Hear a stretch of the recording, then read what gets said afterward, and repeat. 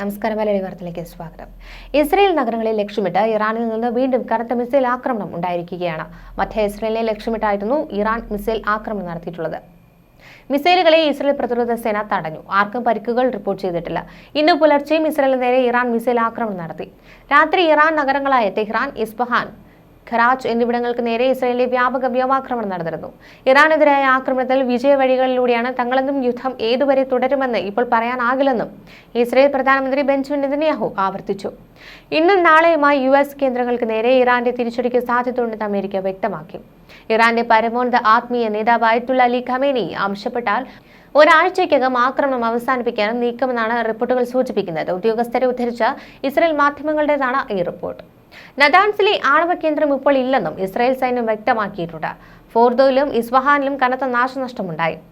ഇസ്രയേലിനെ ഇനിയും ആക്രമിക്കുവാനാണ് ശ്രമമെങ്കിൽ യുദ്ധം നീളും. US സൈനിക കേന്ദ്രങ്ങൾ ആക്രമിച്ചാൽ അവർ തന്നെ തിരിച്ചടിക്കുമെന്നും ഇസ്രായേൽ സൈനിക വക്താവ് വ്യക്തമാക്കി.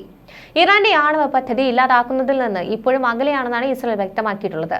ആണവ കേന്ദ്രങ്ങളിൽ കനത്ത ആക്രമണം നടത്താനായെന്നും ഇസ്രായേലിന്റെ വിലയിരുത്തൽ. ഇറാന്റെ ആണവ പദ്ധതി 10 വർഷം പിന്നിലാക്കുവാൻ കഴിഞ്ഞുവെന്നും സൈനിക ഉദ്യോഗസ്ഥരെ ഉദ്ധരിച്ച ഇസ്രായേൽ മാധ്യമങ്ങൾ റിപ്പോർട്ട് ചെയ്തു. അമേരിക്കയുടെ ആക്രമണം ഇറാന്റെ ആണവ നിലയങ്ങളിൽ നാശനഷ്ടങ്ങൾ ഉണ്ടാക്കിയെന്നാണ് ട്രംപ് അവകാശപ്പെട്ടത്. ഞായറാഴ്ചത്തെ ആക്രമണങ്ങളെ നാശനഷ്ടങ്ങൾ കുറച്ചു കാണുവാനുള്ള ഇറാന്റെ ശ്രമങ്ങൾ തള്ളുകയായിരുന്നു ട്രംപ്. കനത്ത സുരക്ഷയുള്ള ഫോർഡോ ആണവ നിലയത്തിന്റെ സാറ്റലൈറ്റ് ചിത്രങ്ങൾ സൂചിപ്പിക്കുന്നത് 3 സ്ഥലങ്ങളിൽ നാശനഷ്ടമുണ്ടായി എന്നാണ്. ഭൂനിരപ്പിൽ നിന്നും ഏറ്റവും താഴെയായാണ് വലിയ നാശം സംഭവിച്ചിരിക്കുന്നത്. എന്നാൽ ഇറാൻ തങ്ങളുടെ ആണവ നിലയത്തിലുണ്ടായ നാശനഷ്ടങ്ങളുടെ വ്യാപ്തി വെളിപ്പെടുത്തിയിട്ടില്ല.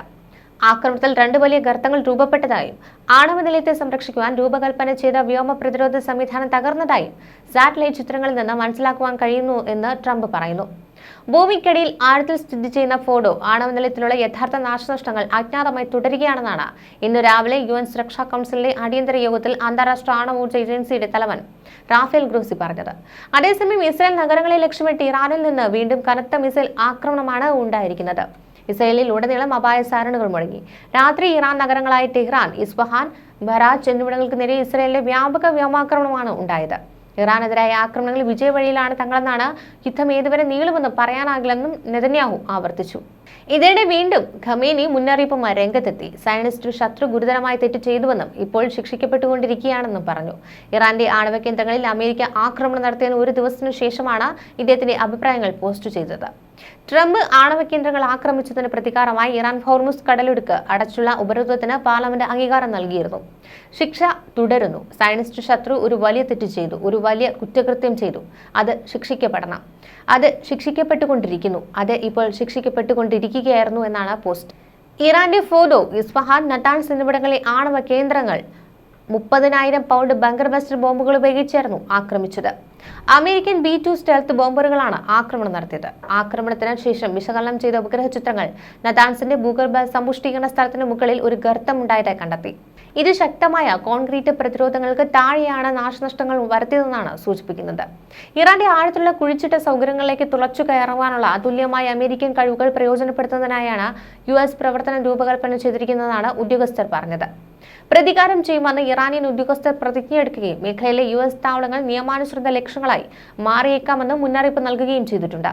ഇറാന്റെ ആനുപാതിക പ്രതികരണത്തിന്റെ സമയം, സ്വഭാവം, വ്യാപ്തി എന്നിവ ഇറാനിയൻ സൈന്യം നിർണ്ണയിക്കുമെന്ന് പറഞ്ഞുകൊണ്ട് അമേരിക്ക അവരുടെ ആക്രമണങ്ങളിലൂടെ നയതന്ത്രം നശിപ്പിക്കുകയാണെന്നാണ് ഇറാൻ ആരോപിച്ചത്.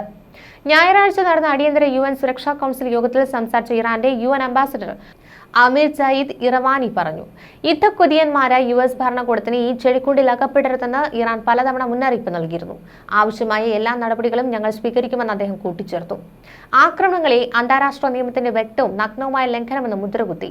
അമേരിക്കയെ മറ്റൊരു ചെലവേറിയതും അടിസ്ഥാനരഹിതവുമായ യുദ്ധത്തിലേക്ക് വലിച്ചിഴയ്ക്കുവാൻ US പ്രസിഡന്റ് ഡൊണാൾഡ് ട്രംപിനെ സ്വാധീനിച്ചതിനും പാശ്ചാത്യരുടെ വൃത്തികെട്ട പ്രവൃത്തി ചെയ്തതിനും ഇസ്രായേൽ പ്രധാനമന്ത്രി ബെഞ്ചമിൻ നെതന്യാഹുവിനെയും ഇറവാനി കുറ്റപ്പെടുത്തി. ഇറാൻ വിദേശകാര്യമന്ത്രി യൂറോപ്യൻ ഉദ്യോഗസ്ഥരുമായി ഇടപഴകിയപ്പോഴും ഈ നയതന്ത്രം തകർക്കുവാൻ അമേരിക്ക തീരുമാനിച്ചുവെന്നാണ് ദൂതൻ പറഞ്ഞത്. ഈ സാഹചര്യത്തിൽ നിന്ന് എന്ത് നിഗമനത്തിലെത്തുവാൻ കഴിയുമെന്ന് അദ്ദേഹം ചോദിച്ചു. ഇറാൻ ഒരിക്കലും ഉപേക്ഷിക്കാത്ത ഒന്നിലേക്ക് എങ്ങനെ മടങ്ങാൻ കഴിയും, അത് പറയട്ടെ എന്ന വിദേശകാര്യമന്ത്രിയുടെ പരാമർശം അദ്ദേഹം ആവർത്തിച്ചു. ആഭ്യന്തര വിമർശനങ്ങൾക്കെതിരായ ഓപ്പറേഷനെ ട്രംപ് കൂടുതൽ ന്യായീകരിച്ചു.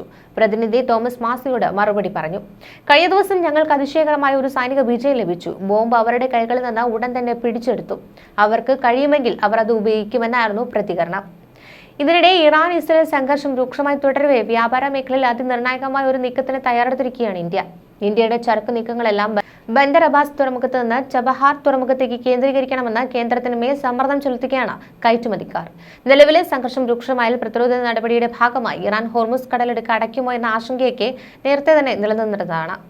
അതുകൊണ്ട് തന്നെ ഇന്ത്യയുടെ ഊർജ്ജ ഇറക്കുമതിയെയും വാണിജ്യ ഇടപാടുകളെയും ഇത് കാര്യമായി തന്നെ ബാധിക്കും. വാണിജ്യ മന്ത്രാലയം വെള്ളിയാഴ്ച വിളിച്ചു ചേർത്ത സുപ്രധാന മീറ്റിംഗിലായിരുന്നു ബന്ദർ അബ്ബാസ് വിഷയം വ്യാപാര വ്യവസായ പ്രമുഖർ ചൂണ്ടിക്കാട്ടിയത്. വാണിജ്യ സെക്രട്ടറി സുനിൽ ബർദ്വാളിന്റെ അധ്യക്ഷതയിൽ ചേർന്ന യോഗത്തിൽ പെട്രോളിയം കയറ്റുമതി, റവന്യൂ, ധനകാര്യ വകുപ്പുകളിലെ പ്രമുഖരും തുറമുഖ അധികാരികൾ, ഓഹരി ഉടമകൾ തുടങ്ങിയവരും പങ്കെടുത്തിരുന്നു. ബന്ദർ അബ്ബാസ് തുറമുഖം പ്രവർത്തനരഹിതമായതുകൊണ്ട് തന്നെ ഇറാനിലേക്കുള്ള വ്യാപാരത്തെ മാത്രമല്ല അഫ്ഗാനിസ്ഥാനിലെയും മധ്യേഷ്യയിലെയും ഒക്കെയുള്ള ഇന്ത്യൻ നിക്ഷേപങ്ങളെ ഇത് കാര്യമായി തന്നെ ബാധിക്കുമെന്നാണ് ഇപ്പോൾ വിലയിരുത്തപ്പെടുന്നത്. ചബഹാർ നിലവിൽ ഉചിതമായ പ്രവർത്തനക്ഷമതയുണ്ടെന്നും അതുകൊണ്ട് തന്നെ ചരക്ക് നീക്കം ചബഹാറിൽ കേന്ദ്രീകരിക്കാമെന്നും അങ്ങനെയാണ് അഭിപ്രായം ഉയർന്നത്. എന്തായാലും ഷിപ്പിംഗ് ലൈൻ ലോജിസ്റ്റിക്സും ഡയറക്ടറേറ്റ് ജനറൽ ഓഫ് ഷിപ്പിംഗിൽ നിന്നുള്ള വിലയിരുത്തലുകൾ വന്ന ശേഷമാകും അന്തിമ തീരുമാനം ഉണ്ടാകുക. ഇറാനിലെ ഏറ്റവും വലിയ തുറമുഖമായ ബന്ദർ അബ്ബാസ് അഫ്ഗാനിസ്ഥാനും എന്തിന് റഷ്യ പോലുമുള്ള ഇന്ത്യയുടെ വ്യാപാര ബന്ധത്തിന് അതീവ പ്രാധാന്യമർഹിക്കുന്ന ഒന്നാണ്. ഇന്ത്യയിലേക്കുള്ള എണ്ണ ഇറക്കുമതിയിൽ 80% ഹോർമുസ് കടലെടുക്ക് വഴിയാണ് നടന്നത്. യുദ്ധം മുറുകിയാൽ ബന്ദർ അബ്ബാസിന്റെ സുരക്ഷ പ്രതിസന്ധിയിലാവുകയും അങ്ങനെ വന്നാൽ ഹോർമുസ് കടലെടുക്കിലേക്ക് പ്രവേശനം വിലക്കുവാൻ ഇറാൻ നിർബന്ധിതരാവുകയും ചെയ്തിരിക്കുകയാണ്. ഇന്ത്യയിലേക്കുള്ള എണ്ണ ഇറക്കുമതിയിൽ 80% ഹോർമുസ് കടലെടുക്ക് വഴിയാണ് നടക്കുന്നത്. യുദ്ധം മുറുകിയതുകൊണ്ട് തന്നെ ബന്ദർ അബ്ബാസിന്റെ സുരക്ഷ പ്രതിസന്ധിയിലാവുകയും അതുകൊണ്ട് തന്നെ ഹോർമുസ് കടലെടുക്കിലേക്ക് പ്രവേശനം വിലക്കുകയും ചെയ്തിരിക്കുകയാണ് ഇറാൻ. നിലവിൽ തുറമുഖത്തിന്റെ പ്രവർത്തനം സാധാരണ നിലയിലല്ല. വ്യോമപാത വഴിയുള്ള ചരക്ക് നീക്കത്തിന്റെ ചെലവ് തന്നെ 15% വർദ്ധിച്ചിരുന്നത്. ന്യൂസ് ഡെസ്ക് മലയാളി വാർത്ത.